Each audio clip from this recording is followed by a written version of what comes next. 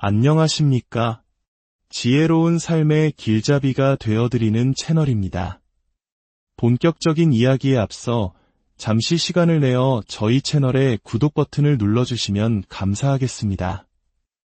여러분의 클릭 한 번이 저희에게는 더 깊이 있고 유익한 콘텐츠를 만드는 데 큰 힘이 됩니다. 여러분의 삶에 지혜와 평안이 가득하기를 기원하며 오늘 이야기를 시작하겠습니다.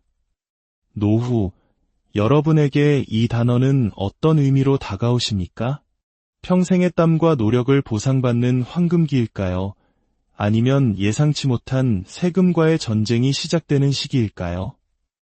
우리는 젊은 시절부터 먼 미래의 안락한 삶을 꿈꾸며 꼬박꼬박 연금을 부어왔습니다.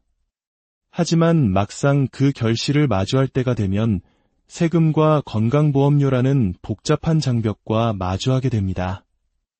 아니, 한창 일할 때 월급에서 뗄 만큼 뗐는데 노후 생활비로 쓰려 모아둔 연금에서 또 세금을 떼어가는 건 너무한 것 아니냐는 볼멘 소리가 나오는 것도 무리가 아닙니다. 심지어 월급 받을 때 세금 낸 돈으로 부은 연금인데 여기서 또 떼어가는 것은 이중과세가 아니냐는 합리적인 의문도 생겨납니다. 특히 우리나라 노후복지의 근간을 이루는 국민연금에 붙는 세금과 건강보험료에 대한 불만은 더욱 클 수밖에 없습니다. 그래서 오늘 우리는 이 복잡하고 어려운 연금 세금의 지도를 함께 펼쳐보고자 합니다. 국민연금을 포함한 모든 연금에 왜 세금과 건강보험료가 부과되는지, 그 원리는 무엇인지, 그리고 실제로 우리는 얼마를 내게 되는 것인지 차근차근 알아보겠습니다. 여러분의 소중한 노후 자산을 현명하게 지킬 수 있도록 오늘 이야기의 끝까지 귀 기울여 주시길 바랍니다. 먼저 우리나라의 연금 제도를 하나의 커다란 5층 건물에 비유해 보겠습니다. 이 구조를 이해하면 세금 문제도 훨씬 쉽게 파악할 수 있습니다. 건물의 가장 기초가 되는 1층에는 기초연금이 있습니다.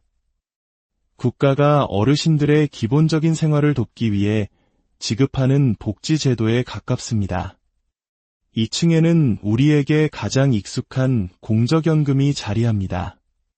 바로 국민연금, 공무원연금, 군인연금, 사학연금, 그리고 별정우체국연금, 이 5가지를 5대 공적연금이라 부릅니다. 국가가 사회 구성원의 안정적인 노후를 위해 운영하는 핵심적인 제도입니다. 3층에는 퇴직연금이 있습니다. 우리가 직장 생활을 하는 동안 회사와 함께 차곡차곡 쌓아 올린 노후를 위한 든든한 버팀목입니다. 4층은 우리 자신의 의지로 짓는 개인연금입니다. 연금저축이나 IRP 계좌를 통해 스스로 미래를 준비하는 공간이죠. 마지막 5층에는 주택연금이나 농지연금이 있습니다. 내가 가진 집이나 농지를 담보로 평생 연금을 받는 방식입니다. 자, 그렇다면 이 5개 층의 연금들 중 어떤 것에는 세금이 붙고 어떤 것에는 붙지 않을까요? 그 해답은 이중과세 금지의 원칙이라는 세법의 대원칙에 숨어 있습니다. 아주 간단합니다. 연금을 만들 때 사용된 돈, 즉 재원에 대해 세금을 냈었느냐, 내지 않았었느냐에 따라 운명이 갈립니다.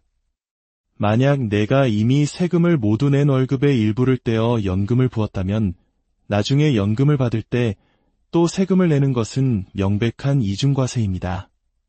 따라서 이런 경우엔 세금이 부과되지 않습니다. 반대로 연금을 쌓는 과정에서 세금을 내지 않았거나 혹은 냈던 세금을 소득공제나 세액공제라는 형태로 돌려받았다면 어떨까요? 국가 입장에서는 사실상 세금을 안 낸 돈으로 연금을 만든 셈이 됩니다. 그렇기 때문에 나중에 연금을 받을 때 그동안 미뤄두었던 세금을 내는 것이죠. 이 원칙을 기억하며 각 연금의 세금 문제를 하나씩 살펴보겠습니다. 먼저 세금이 부과되는 연금들입니다. 첫째, 퇴직금입니다.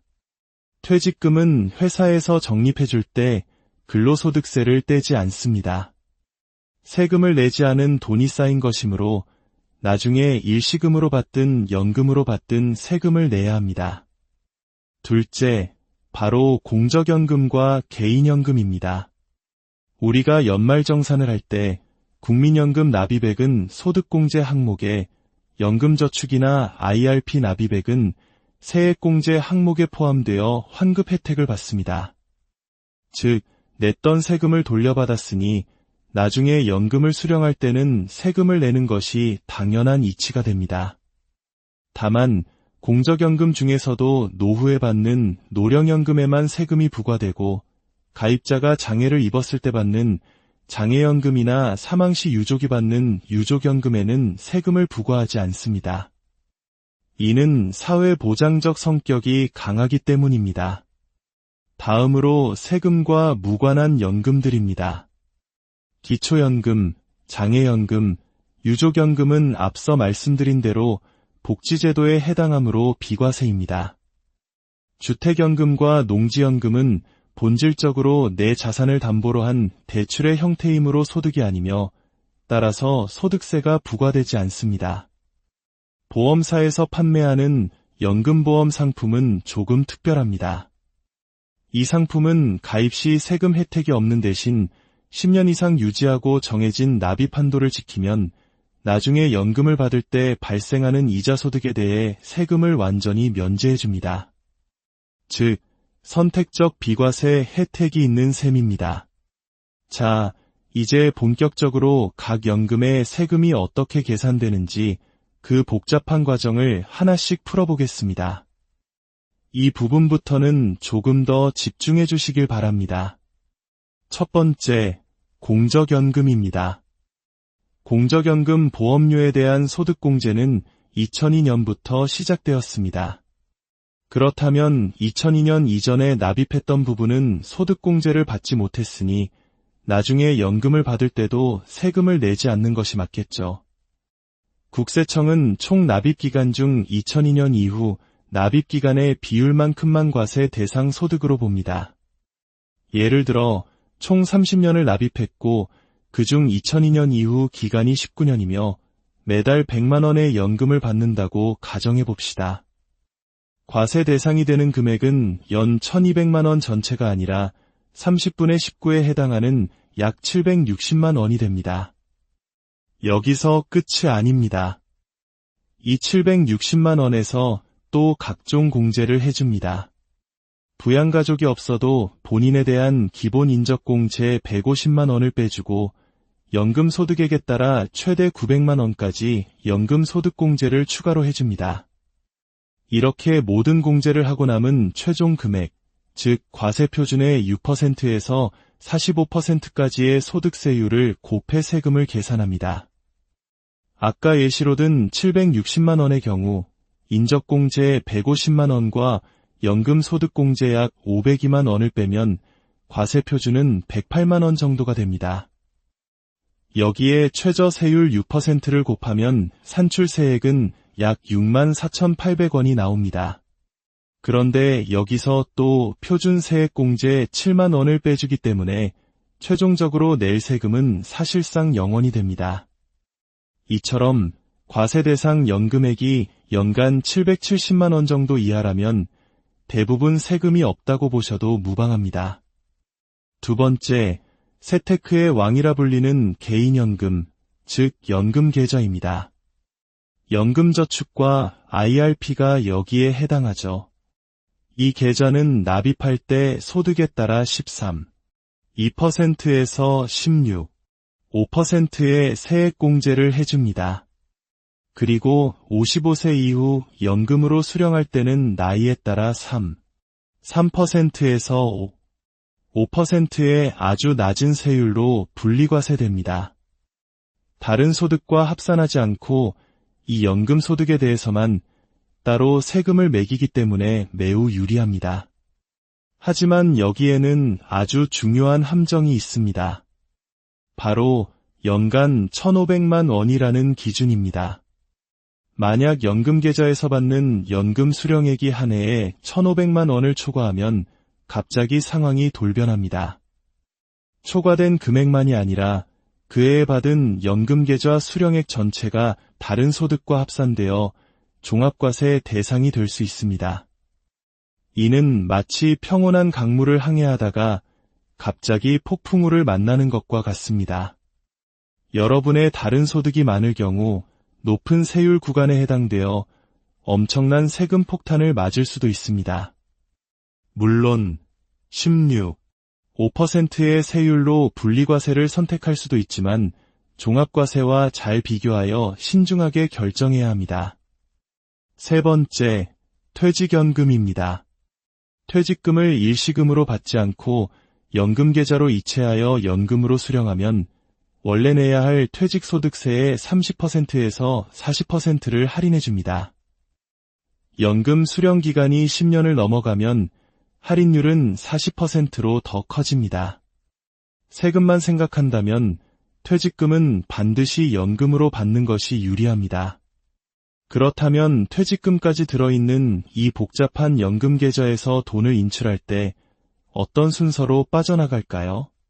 세법은 우리에게 유리한 순서를 정해두었습니다. 가장 먼저 세액공제를 받지 않은 원금이 인출됩니다. 이 돈은 비과세입니다. 그 다음으로 퇴직금 원금이 빠져나갑니다. 이 돈은 할인된 퇴직소득세율이 적용됩니다. 마지막으로 세액공제를 받은 원금과 그동안 투자를 통해 불어난 운용수익이 인출됩니다. 바로 이 부분이 연 1,500만 원 기준에 적용을 받는 부분입니다. 이처럼 시스템은 최대한 세금 부담이 적은 순서대로 돈이 인출되도록 설계되어 있으니 미리 걱정할 필요는 없습니다. 이제 세금만큼이나 중요한, 어쩌면 더 무서운 숨어있는 복병, 바로 건강보험료 이야기로 넘어가 보겠습니다. 건강보험료 역시 소득이 있는 곳에 부과됩니다. 그렇다면 어떤 연금이 건강보험료 부과 대상일까요? 현행 법상으로는 공적연금과 사적연금 모두가 부과 대상으로 명시되어 있습니다. 하지만 현재 건강보험공단은 5대 공적연금 지급기관에서만 소득자료를 받고 있기 때문에 사실상 공적연금에만 건강보험료를 부과하고 있습니다. 연금저축이나 IRP, 퇴직연금을 수령하는 것에는 아직 건강보험료가 부과되지 않고 있습니다. 하지만 안심하기는 이릅니다. 법령에 이미 근거가 마련되어 있고 우리나라의 급격한 고령화와 건강보험 재정 문제를 고려할 때 언젠가는 사적연금에도 건강보험료가 부과될 수 있다는 목소리가 꾸준히 나오고 있습니다. 이는 우리가 항상 주시해야 할 중요한 변화의 가능성입니다. 공적연금에 대한 건강보험료는 어떻게 계산될까요? 세금과는 달리 소득공제를 받았는지 여부와 상관없이 총 연금 수령액을 기준으로 합니다. 다만 부담을 줄여주기 위해 총 수령액의 50%만 소득으로 인정합니다. 예를 들어 매달 국민연금을 200만 원 받는다면 소득 인정액은 그 절반인 100만 원이 됩니다. 여기에 현재 건강보험료율 약 8%를 곱하면 월 8만 원의 건강보험료가 부과되는 방식입니다. 지금까지 연금을 받을 때 우리가 마주하게 될 세금과 건강보험료에 대해 자세히 알아보았습니다. 앞으로 인구구조의 변화로 인해 국가가 지원하는 연금의 역할은 점차 줄어들고 개인이 스스로 노후를 책임져야 하는 부분은 점점 더 커질 수밖에 없습니다. 이런 상황에서 힘들게 준비한 노후 자금에 과도한 세금과 부담금을 매기는 것은 개인의 노후 준비 의지를 꺾을 수 있습니다. 물론 국가 재정도 중요하지만 당장의 세수를 확보하기보다 20년, 30년 뒤의 미래를 내다보는 장기적인 안목으로 연금 정책이 수립되기를 바랍니다. 연금 세금은 피해야 할 장애물이 아니라 우리가 현명하게 이해하고 관리해야 할 노후 자산의 중요한 일부입니다. 오늘 이 시간이 여러분의 든든하고 평안한 노후를 설계하는데 작은 등대가 되었기를 진심으로 바랍니다. 오늘 준비한 내용은 여기까지입니다. 더 깊이 있는 정보와 지혜로 다음 시간에 다시 찾아뵙겠습니다. 안녕하십니까? 지혜로운 삶의 길잡이가 되어드리는 채널입니다. 본격적인 이야기에 앞서 잠시 시간을 내어 저희 채널의 구독 버튼을 눌러주시면 감사하겠습니다. 여러분의 클릭 한 번이 저희에게는 더 깊이 있고 유익한 콘텐츠를 만드는 데 큰 힘이 됩니다. 여러분의 삶에 지혜와 평안이 가득하기를 기원하며 오늘 이야기를 시작하겠습니다. 노후, 여러분에게 이 단어는 어떤 의미로 다가오십니까? 평생의 땀과 노력을 보상받는 황금기일까요? 아니면 예상치 못한 세금과의 전쟁이 시작되는 시기일까요? 우리는 젊은 시절부터 먼 미래의 안락한 삶을 꿈꾸며 꼬박꼬박 연금을 부어왔습니다. 하지만 막상 그 결실을 마주할 때가 되면 세금과 건강보험료라는 복잡한 장벽과 마주하게 됩니다. 아니, 한창 일할 때 월급에서 뗄 만큼 뗐는데 노후 생활비로 쓰려 모아둔 연금에서 또 세금을 떼어가는 건 너무한 것 아니냐는 볼멘 소리가 나오는 것도 무리가 아닙니다. 심지어 월급 받을 때 세금 낸 돈으로 부은 연금인데 여기서 또 떼어가는 것은 이중과세가 아니냐는 합리적인 의문도 생겨납니다. 특히 우리나라 노후 복지의 근간을 이루는 국민연금에 붙는 세금과 건강보험료에 대한 불만은 더욱 클 수밖에 없습니다. 그래서 오늘 우리는 이 복잡하고 어려운 연금 세금의 지도를 함께 펼쳐보고자 합니다. 국민연금을 포함한 모든 연금에 왜 세금과 건강보험료가 부과되는지, 그 원리는 무엇인지, 그리고 실제로 우리는 얼마를 내게 되는 것인지 차근차근 알아보겠습니다.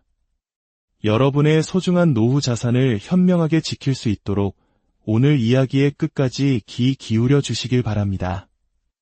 먼저 우리나라의 연금 제도를 하나의 커다란 5층 건물에 비유해 보겠습니다. 이 구조를 이해하면 세금 문제도 훨씬 쉽게 파악할 수 있습니다. 건물의 가장 기초가 되는 1층에는 기초연금이 있습니다. 국가가 어르신들의 기본적인 생활을 돕기 위해 지급하는 복지제도에 가깝습니다. 2층에는 우리에게 가장 익숙한 공적연금이 자리합니다. 바로 국민연금, 공무원연금, 군인연금, 사학연금, 그리고 별정우체국연금, 이 5가지를 5대 공적연금이라 부릅니다. 국가가 사회 구성원의 안정적인 노후를 위해 운영하는 핵심적인 제도입니다. 3층에는 퇴직연금이 있습니다. 우리가 직장 생활을 하는 동안 회사와 함께 차곡차곡 쌓아 올린 노후를 위한 든든한 버팀목입니다. 4층은 우리 자신의 의지로 짓는 개인연금입니다. 연금저축이나 IRP 계좌를 통해 스스로 미래를 준비하는 공간이죠. 마지막 5층에는 주택연금이나 농지연금이 있습니다. 내가 가진 집이나 농지를 담보로 평생 연금을 받는 방식입니다. 자, 그렇다면 이 5개 층의 연금들 중 어떤 것에는 세금이 붙고 어떤 것에는 붙지 않을까요? 그 해답은 이중과세 금지의 원칙이라는 세법의 대원칙에 숨어 있습니다. 아주 간단합니다. 연금을 만들 때 사용된 돈, 즉 재원에 대해 세금을 냈었느냐, 내지 않았었느냐에 따라 운명이 갈립니다. 만약 내가 이미 세금을 모두 낸 월급의 일부를 떼어 연금을 부었다면 나중에 연금을 받을 때 또 세금을 내는 것은 명백한 이중과세입니다. 따라서 이런 경우엔 세금이 부과되지 않습니다. 반대로 연금을 쌓는 과정에서 세금을 내지 않았거나 혹은 냈던 세금을 소득공제나 세액공제라는 형태로 돌려받았다면 어떨까요? 국가 입장에서는 사실상 세금을 안 낸 돈으로 연금을 만든 셈이 됩니다. 그렇기 때문에 나중에 연금을 받을 때 그동안 미뤄두었던 세금을 내는 것이죠. 이 원칙을 기억하며 각 연금의 세금 문제를 하나씩 살펴보겠습니다. 먼저 세금이 부과되는 연금들입니다. 첫째, 퇴직금입니다. 퇴직금은 회사에서 적립해줄 때 근로소득세를 떼지 않습니다. 세금을 내지 않은 돈이 쌓인 것이므로 나중에 일시금으로 받든 연금으로 받든 세금을 내야 합니다. 둘째, 바로 공적연금과 개인연금입니다. 우리가 연말정산을 할 때 국민연금 납입액은 소득공제 항목에, 연금저축이나 IRP 납입액은 세액공제 항목에 포함되어 환급 혜택을 받습니다.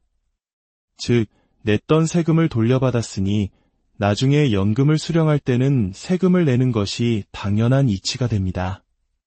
다만 공적연금 중에서도 노후에 받는 노령연금에만 세금이 부과되고, 가입자가 장애를 입었을 때 받는 장애연금이나 사망시 유족이 받는 유족연금에는 세금을 부과하지 않습니다.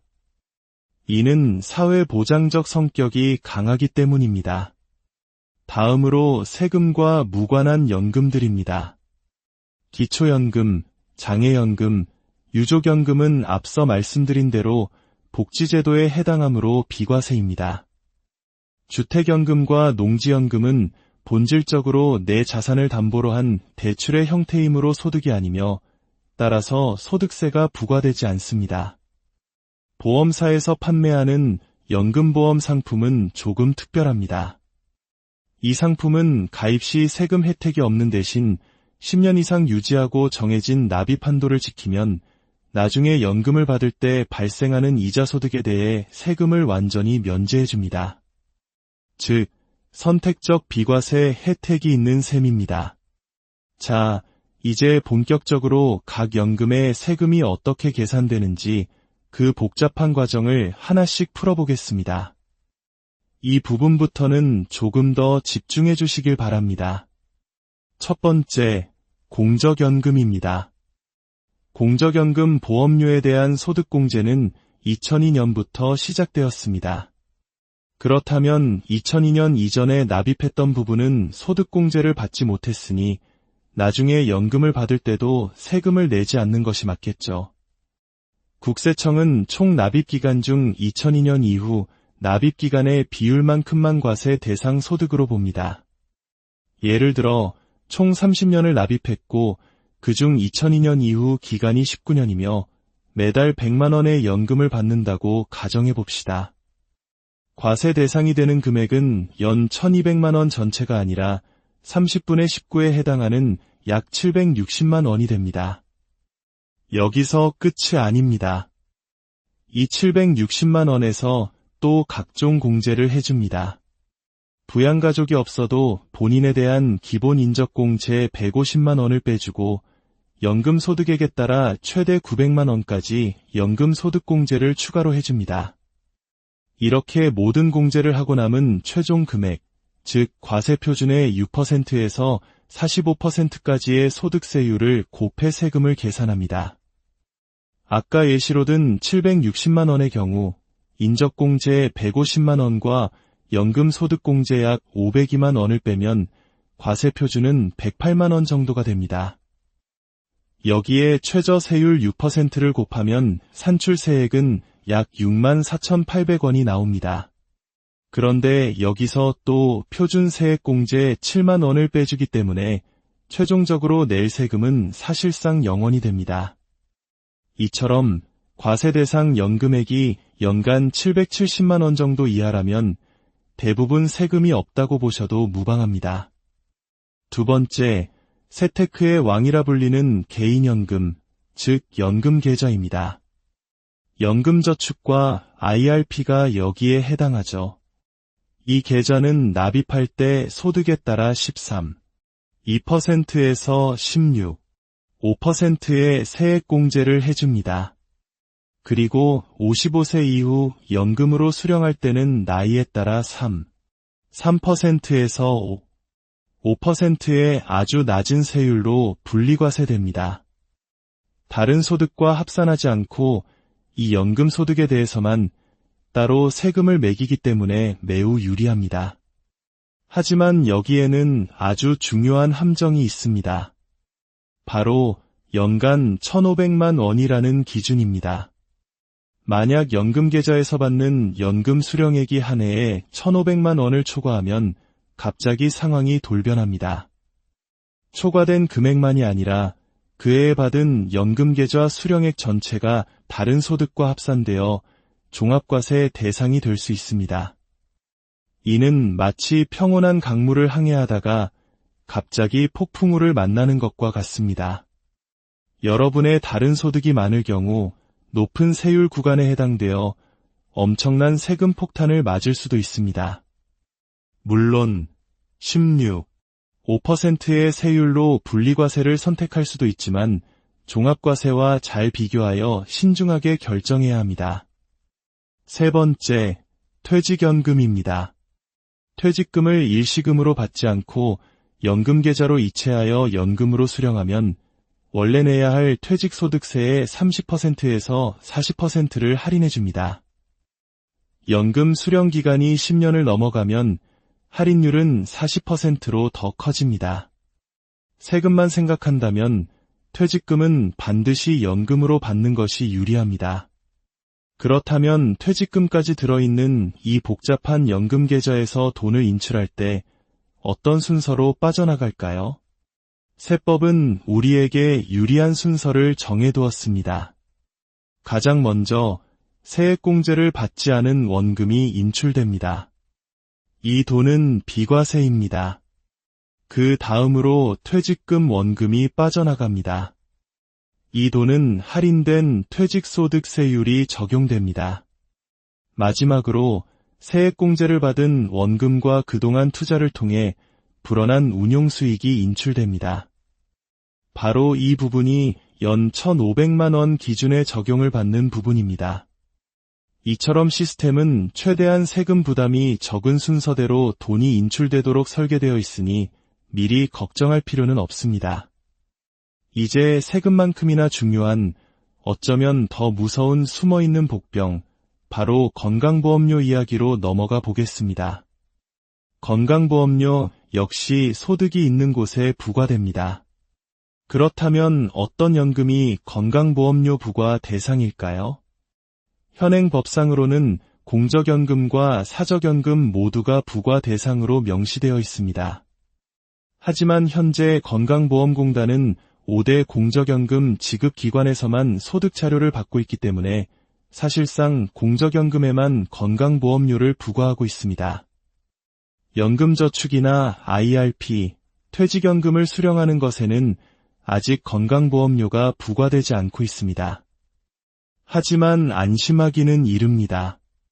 법령에 이미 근거가 마련되어 있고 우리나라의 급격한 고령화와 건강보험 재정 문제를 고려할 때 언젠가는 사적연금에도 건강보험료가 부과될 수 있다는 목소리가 꾸준히 나오고 있습니다. 이는 우리가 항상 주시해야 할 중요한 변화의 가능성입니다. 공적연금에 대한 건강보험료는 어떻게 계산될까요? 세금과는 달리 소득공제를 받았는지 여부와 상관없이 총 연금 수령액을 기준으로 합니다. 다만 부담을 줄여주기 위해 총 수령액의 50%만 소득으로 인정합니다. 예를 들어 매달 국민연금을 200만 원 받는다면 소득 인정액은 그 절반인 100만 원이 됩니다. 여기에 현재 건강보험료율 약 8%를 곱하면 월 8만 원의 건강보험료가 부과되는 방식입니다. 지금까지 연금을 받을 때 우리가 마주하게 될 세금과 건강보험료에 대해 자세히 알아보았습니다.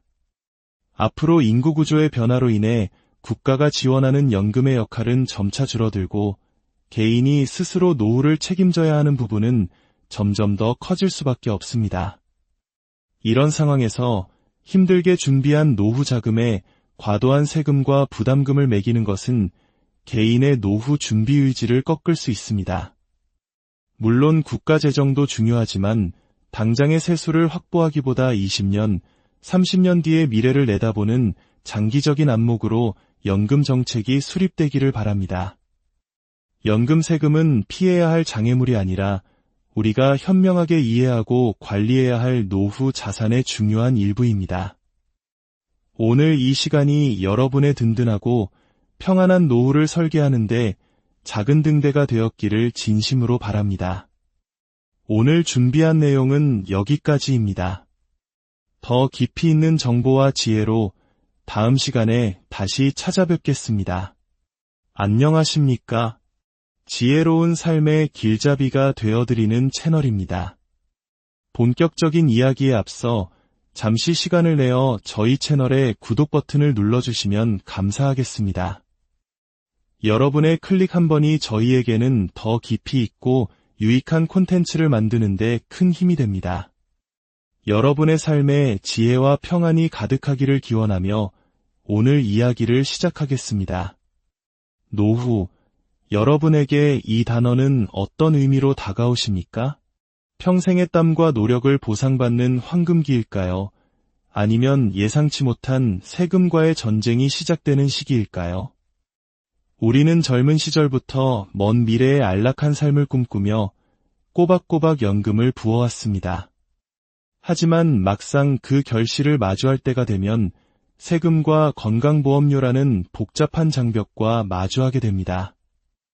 아니, 한창 일할 때 월급에서 뗄 만큼 뗐는데 노후 생활비로 쓰려 모아둔 연금에서 또 세금을 떼어가는 건 너무한 것 아니냐는 볼멘 소리가 나오는 것도 무리가 아닙니다. 심지어 월급 받을 때 세금 낸 돈으로 부은 연금인데 여기서 또 떼어가는 것은 이중과세가 아니냐는 합리적인 의문도 생겨납니다. 특히 우리나라 노후복지의 근간을 이루는 국민연금에 붙는 세금과 건강보험료에 대한 불만은 더욱 클 수밖에 없습니다. 그래서 오늘 우리는 이 복잡하고 어려운 연금 세금의 지도를 함께 펼쳐보고자 합니다. 국민연금을 포함한 모든 연금에 왜 세금과 건강보험료가 부과되는지, 그 원리는 무엇인지, 그리고 실제로 우리는 얼마를 내게 되는 것인지 차근차근 알아보겠습니다. 여러분의 소중한 노후 자산을 현명하게 지킬 수 있도록 오늘 이야기의 끝까지 귀 기울여 주시길 바랍니다. 먼저 우리나라의 연금 제도를 하나의 커다란 5층 건물에 비유해 보겠습니다. 이 구조를 이해하면 세금 문제도 훨씬 쉽게 파악할 수 있습니다. 건물의 가장 기초가 되는 1층에는 기초연금이 있습니다. 국가가 어르신들의 기본적인 생활을 돕기 위해 지급하는 복지제도에 가깝습니다. 2층에는 우리에게 가장 익숙한 공적연금이 자리합니다. 바로 국민연금, 공무원연금, 군인연금, 사학연금, 그리고 별정 우체국연금, 이 5가지를 5대 공적연금이라 부릅니다. 국가가 사회 구성원의 안정적인 노후를 위해 운영하는 핵심적인 제도입니다. 3층에는 퇴직연금이 있습니다. 우리가 직장 생활을 하는 동안 회사와 함께 차곡차곡 쌓아 올린 노후를 위한 든든한 버팀목입니다. 4층은 우리 자신의 의지로 짓는 개인연금입니다. 연금저축이나 IRP 계좌를 통해 스스로 미래를 준비하는 공간이죠. 마지막 5층에는 주택연금이나 농지연금이 있습니다. 내가 가진 집이나 농지를 담보로 평생 연금을 받는 방식입니다. 자, 그렇다면 이 5개 층의 연금들 중 어떤 것에는 세금이 붙고 어떤 것에는 붙지 않을까요? 그 해답은 이중과세 금지의 원칙이라는 세법의 대원칙에 숨어 있습니다. 아주 간단합니다. 연금을 만들 때 사용된 돈, 즉 재원에 대해 세금을 냈었느냐, 내지 않았었느냐에 따라 운명이 갈립니다. 만약 내가 이미 세금을 모두 낸 월급의 일부를 떼어 연금을 부었다면 나중에 연금을 받을 때 또 세금을 내는 것은 명백한 이중과세입니다. 따라서 이런 경우엔 세금이 부과되지 않습니다. 반대로 연금을 쌓는 과정에서 세금을 내지 않았거나 혹은 냈던 세금을 소득공제나 세액공제라는 형태로 돌려받았다면 어떨까요? 국가 입장에서는 사실상 세금을 안 낸 돈으로 연금을 만든 셈이 됩니다. 그렇기 때문에 나중에 연금을 받을 때 그동안 미뤄두었던 세금을 내는 것이죠. 이 원칙을 기억하며 각 연금의 세금 문제를 하나씩 살펴보겠습니다. 먼저 세금이 부과되는 연금들입니다. 첫째, 퇴직금입니다. 퇴직금은 회사에서 적립해줄 때 근로소득세를 떼지 않습니다. 세금을 내지 않은 돈이 쌓인 것이므로 나중에 일시금으로 받든 연금으로 받든 세금을 내야 합니다. 둘째, 바로 공적연금과 개인연금입니다. 우리가 연말정산을 할 때 국민연금 납입액은 소득공제 항목에, 연금저축이나 IRP 납입액은 세액공제 항목에 포함되어 환급 혜택을 받습니다. 즉, 냈던 세금을 돌려받았으니 나중에 연금을 수령할 때는 세금을 내는 것이 당연한 이치가 됩니다. 다만 공적연금 중에서도 노후에 받는 노령연금에만 세금이 부과되고, 가입자가 장애를 입었을 때 받는 장애연금이나 사망시 유족이 받는 유족연금에는 세금을 부과하지 않습니다. 이는 사회보장적 성격이 강하기 때문입니다. 다음으로 세금과 무관한 연금들입니다.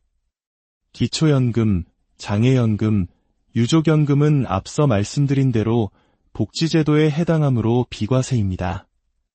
주택연금과 농지연금은 본질적으로 내 자산을 담보로 한 대출의 형태이므로 소득이 아니며 따라서 소득세가 부과되지 않습니다. 보험사에서 판매하는 연금보험 상품은 조금 특별합니다. 이 상품은 가입 시 세금 혜택이 없는 대신 10년 이상 유지하고 정해진 납입 한도를 지키면 나중에 연금을 받을 때 발생하는 이자 소득에 대해 세금을 완전히 면제해줍니다.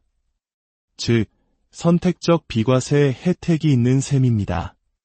자, 이제 본격적으로 각 연금의 세금이 어떻게 계산되는지 그 복잡한 과정을 하나씩 풀어보겠습니다. 이 부분부터는 조금 더 집중해 주시길 바랍니다. 첫 번째, 공적연금입니다. 공적연금 보험료에 대한 소득공제는 2002년부터 시작되었습니다. 그렇다면 2002년 이전에 납입했던 부분은 소득공제를 받지 못했으니 나중에 연금을 받을 때도 세금을 내지 않는 것이 맞겠죠. 국세청은 총 납입기간 중 2002년 이후 납입기간의 비율만큼만 과세 대상 소득으로 봅니다. 예를 들어 총 30년을 납입했고 그중 2002년 이후 기간이 19년이며 매달 100만 원의 연금을 받는다고 가정해 봅시다. 과세 대상이 되는 금액은 연 1200만 원 전체가 아니라 30분의 19에 해당하는 약 760만 원이 됩니다. 여기서 끝이 아닙니다. 이 760만 원에서 또 각종 공제를 해줍니다. 부양가족이 없어도 본인에 대한 기본 인적공제 150만 원을 빼주고 연금 소득액에 따라 최대 900만 원까지 연금 소득공제를 추가로 해줍니다. 이렇게 모든 공제를 하고 남은 최종 금액, 즉 과세표준의 6%에서 45%까지의 소득세율을 곱해 세금을 계산합니다. 아까 예시로 든 760만 원의 경우 인적공제 150만 원과 연금 소득공제 약 502만 원을 빼면 과세표준은 108만 원 정도가 됩니다. 여기에 최저세율 6%를 곱하면 산출세액은 약 64,800원이 나옵니다. 그런데 여기서 또 표준세액공제 7만 원을 빼주기 때문에 최종적으로 낼 세금은 사실상 0원이 됩니다. 이처럼 과세 대상 연금액이 연간 770만 원 정도 이하라면 대부분 세금이 없다고 보셔도 무방합니다.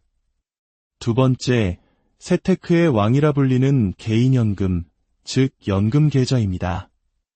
연금저축과 IRP가 여기에 해당하죠. 이 계좌는 납입할 때 소득에 따라 13, 2%에서 16, 5%의 세액공제를 해줍니다. 그리고 55세 이후 연금으로 수령할 때는 나이에 따라 3%에서 5%의 아주 낮은 세율로 분리과세됩니다. 다른 소득과 합산하지 않고 이 연금 소득에 대해서만 따로 세금을 매기기 때문에 매우 유리합니다. 하지만 여기에는 아주 중요한 함정이 있습니다. 바로 연간 1,500만 원이라는 기준입니다. 만약 연금계좌에서 받는 연금 수령액이 한 해에 1,500만 원을 초과하면 갑자기 상황이 돌변합니다.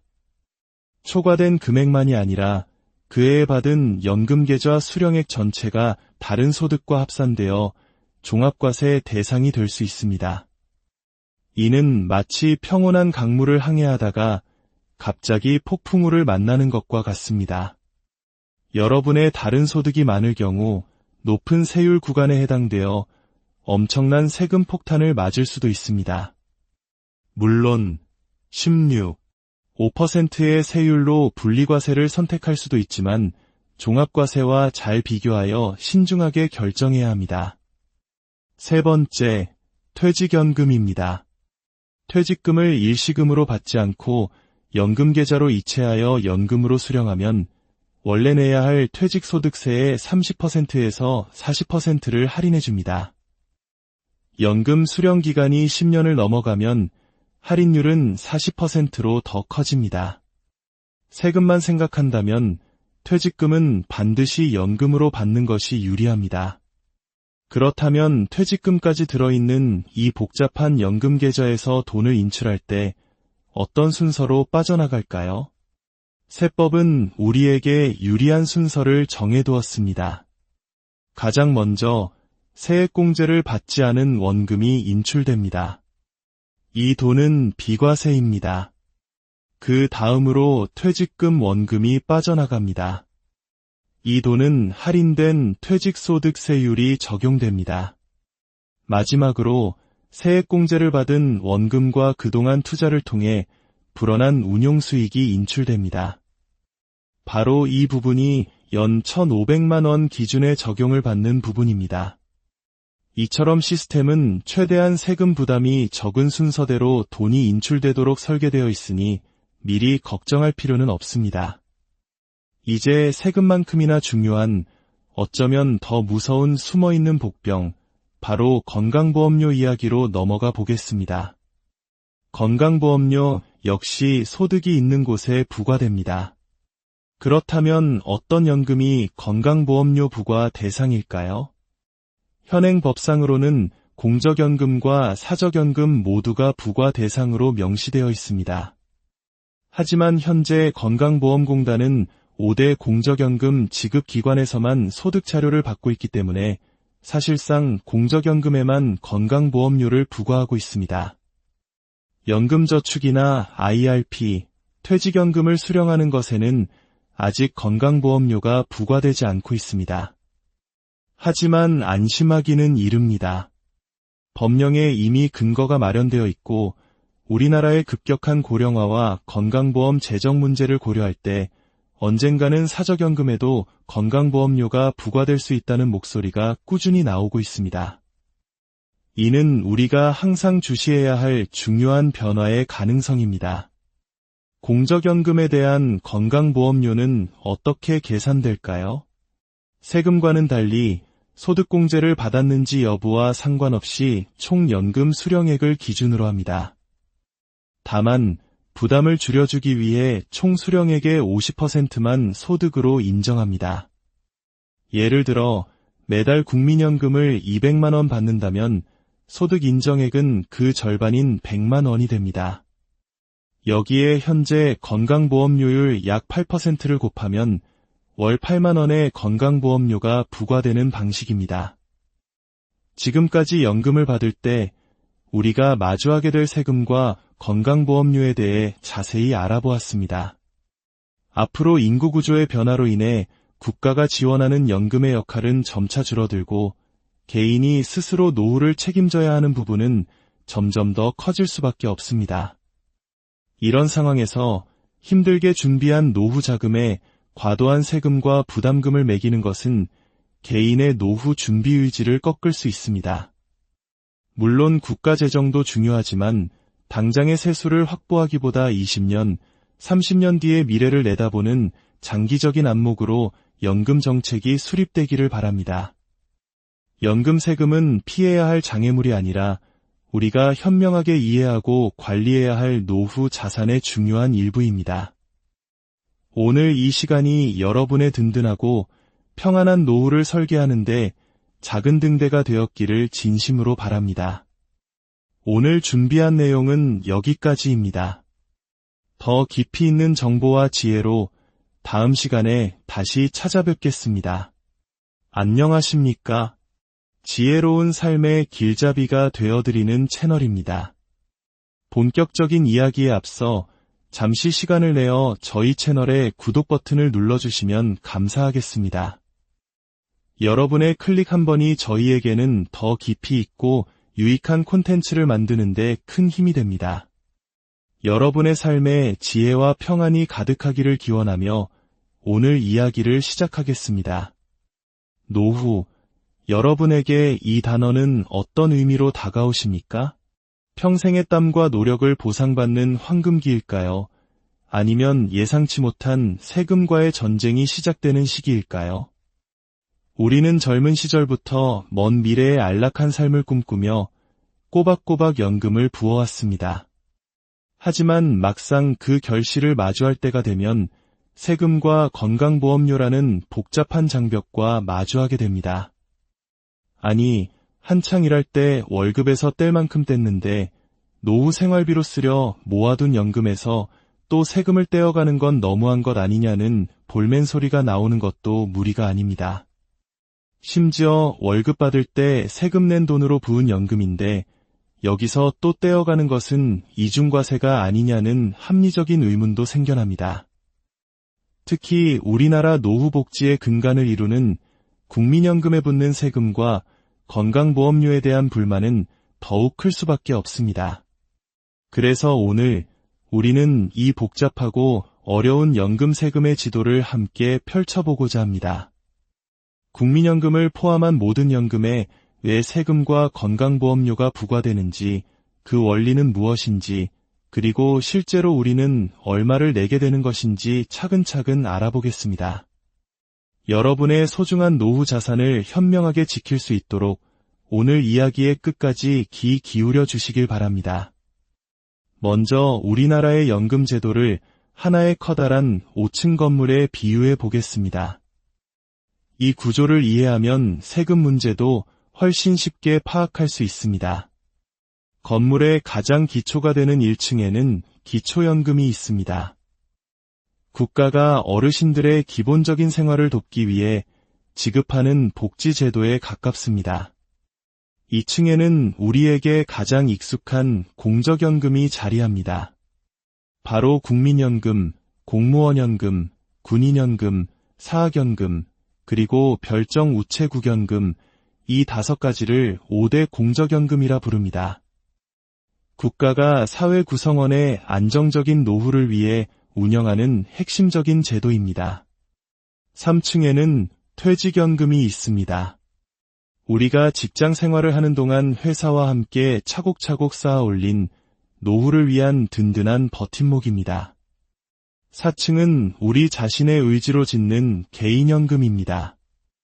연금저축이나 IRP 계좌를 통해 스스로 미래를 준비하는 공간이죠. 마지막 5층에는 주택연금이나 농지연금이 있습니다. 내가 가진 집이나 농지를 담보로 평생 연금을 받는 방식입니다. 자, 그렇다면 이 5개 층의 연금들 중 어떤 것에는 세금이 붙고 어떤 것에는 붙지 않을까요? 그 해답은 이중과세 금지의 원칙이라는 세법의 대원칙에 숨어 있습니다. 아주 간단합니다. 연금을 만들 때 사용된 돈, 즉 재원에 대해 세금을 냈었느냐, 내지 않았었느냐에 따라 운명이 갈립니다. 만약 내가 이미 세금을 모두 낸 월급의 일부를 떼어 연금을 부었다면 나중에 연금을 받을 때 또 세금을 내는 것은 명백한 이중과세입니다. 따라서 이런 경우엔 세금이 부과되지 않습니다. 반대로 연금을 쌓는 과정에서 세금을 내지 않았거나 혹은 냈던 세금을 소득공제나 세액공제라는 형태로 돌려받았다면 어떨까요? 국가 입장에서는 사실상 세금을 안 낸 돈으로 연금을 만든 셈이 됩니다. 그렇기 때문에 나중에 연금을 받을 때 그동안 미뤄두었던 세금을 내는 것이죠. 이 원칙을 기억하며 각 연금의 세금 문제를 하나씩 살펴보겠습니다. 먼저 세금이 부과되는 연금들입니다. 첫째, 퇴직금입니다. 퇴직금은 회사에서 적립해줄 때 근로소득세를 떼지 않습니다. 세금을 내지 않은 돈이 쌓인 것이므로 나중에 일시금으로 받든 연금으로 받든 세금을 내야 합니다. 둘째, 바로 공적연금과 개인연금입니다. 우리가 연말정산을 할 때 국민연금 납입액은 소득공제 항목에, 연금저축이나 IRP 납입액은 세액공제 항목에 포함되어 환급 혜택을 받습니다. 즉, 냈던 세금을 돌려받았으니 나중에 연금을 수령할 때는 세금을 내는 것이 당연한 이치가 됩니다. 다만 공적연금 중에서도 노후에 받는 노령연금에만 세금이 부과되고 가입자가 장애를 입었을 때 받는 장애연금이나 사망시 유족이 받는 유족연금에는 세금을 부과하지 않습니다. 이는 사회보장적 성격이 강하기 때문입니다. 다음으로 세금과 무관한 연금들입니다. 기초연금, 장애연금, 유족연금은 앞서 말씀드린 대로 복지제도에 해당하므로 비과세입니다. 주택연금과 농지연금은 본질적으로 내 자산을 담보로 한 대출의 형태이므로 소득이 아니며 따라서 소득세가 부과되지 않습니다. 보험사에서 판매하는 연금보험 상품은 조금 특별합니다. 이 상품은 가입 시 세금 혜택이 없는 대신 10년 이상 유지하고 정해진 납입 한도를 지키면 나중에 연금을 받을 때 발생하는 이자 소득에 대해 세금을 완전히 면제해줍니다. 즉, 선택적 비과세 혜택이 있는 셈입니다. 자, 이제 본격적으로 각 연금의 세금이 어떻게 계산되는지 그 복잡한 과정을 하나씩 풀어보겠습니다. 이 부분부터는 조금 더 집중해 주시길 바랍니다. 첫 번째, 공적연금입니다. 공적연금 보험료에 대한 소득공제는 2002년부터 시작되었습니다. 그렇다면 2002년 이전에 납입했던 부분은 소득공제를 받지 못했으니 나중에 연금을 받을 때도 세금을 내지 않는 것이 맞겠죠. 국세청은 총 납입기간 중 2002년 이후 납입기간의 비율만큼만 과세 대상 소득으로 봅니다. 예를 들어 총 30년을 납입했고 그중 2002년 이후 기간이 19년이며 매달 100만 원의 연금을 받는다고 가정해 봅시다. 과세 대상이 되는 금액은 연 1200만 원 전체가 아니라 30분의 19에 해당하는 약 760만 원이 됩니다. 여기서 끝이 아닙니다. 이 760만 원에서 또 각종 공제를 해줍니다. 부양가족이 없어도 본인에 대한 기본 인적공제 150만 원을 빼주고 연금 소득액에 따라 최대 900만 원까지 연금 소득공제를 추가로 해줍니다. 이렇게 모든 공제를 하고 남은 최종 금액, 즉 과세표준의 6%에서 45%까지의 소득세율을 곱해 세금을 계산합니다. 아까 예시로 든 760만 원의 경우 인적공제 150만 원과 연금 소득공제 약 502만 원을 빼면 과세표준은 108만 원 정도가 됩니다. 여기에 최저세율 6%를 곱하면 산출세액은 약 6만 4,800원이 나옵니다. 그런데 여기서 또 표준세액공제 7만 원을 빼주기 때문에 최종적으로 낼 세금은 사실상 0원이 됩니다.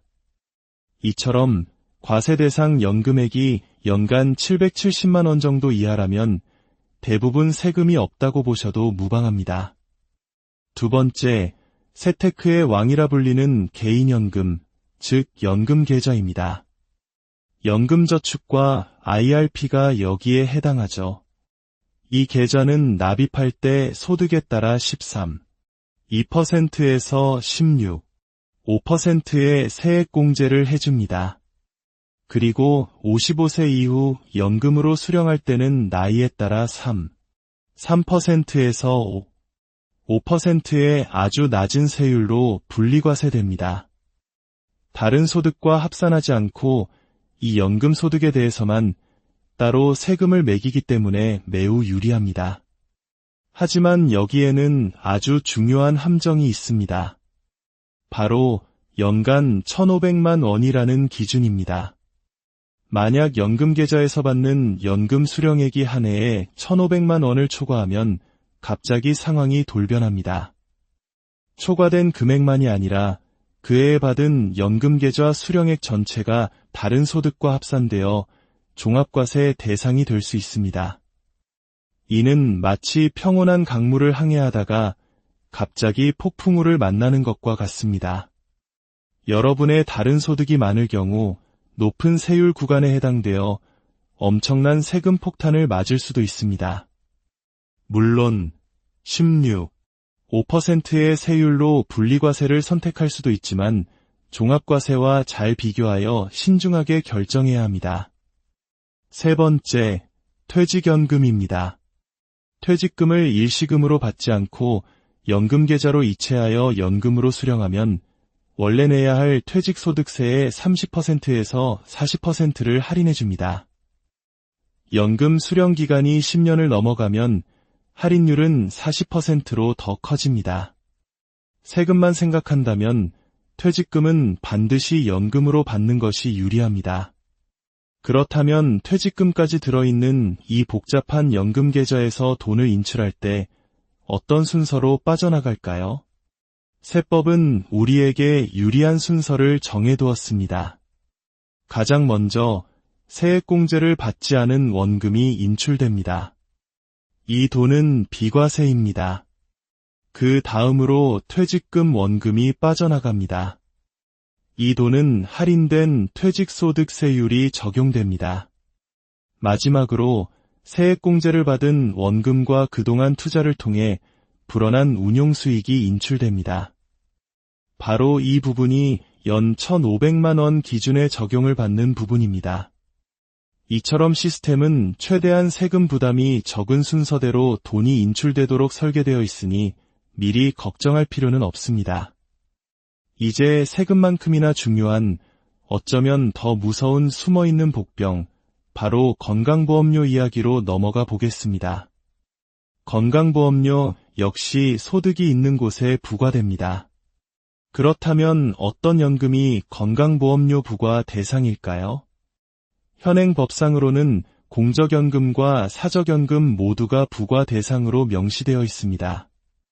하지만 현재 건강보험공단은 5대 공적연금 지급기관에서만 소득자료를 받고 있기 때문에 사실상 공적연금에만 건강보험료를 부과하고 있습니다. 연금저축이나 IRP, 퇴직연금을 수령하는 것에는 아직 건강보험료가 부과되지 않고 있습니다. 하지만 안심하기는 이릅니다.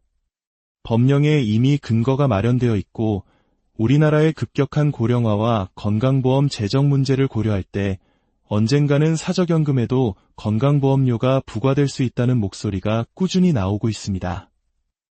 이는 우리가 항상 주시해야 할 중요한 변화의 가능성입니다. 공적연금에 대한 건강보험료는 어떻게 계산될까요? 세금과는 달리 소득공제를 받았는지 여부와 상관없이 총 연금 수령액을 기준으로 합니다.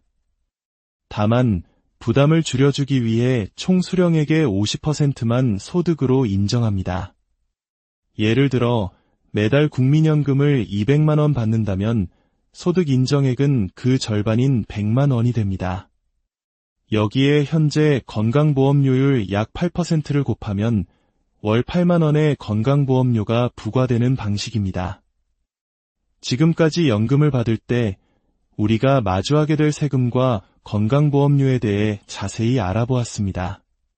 앞으로 인구구조의 변화로 인해 국가가 지원하는 연금의 역할은 점차 줄어들고 개인이 스스로 노후를 책임져야 하는 부분은 점점 더 커질 수밖에 없습니다. 이런 상황에서 힘들게 준비한 노후 자금에 과도한 세금과 부담금을 매기는 것은 개인의 노후 준비 의지를 꺾을 수 있습니다. 물론 국가 재정도 중요하지만 당장의 세수를 확보하기보다 20년, 30년 뒤의 미래를 내다보는 장기적인 안목으로 연금 정책이 수립되기를 바랍니다. 연금 세금은 피해야 할 장애물이 아니라 우리가 현명하게 이해하고 관리해야 할 노후 자산의 중요한 일부입니다. 오늘 이 시간이 여러분의 든든하고 평안한 노후를 설계하는데 작은 등대가 되었기를 진심으로 바랍니다. 오늘 준비한 내용은 여기까지입니다.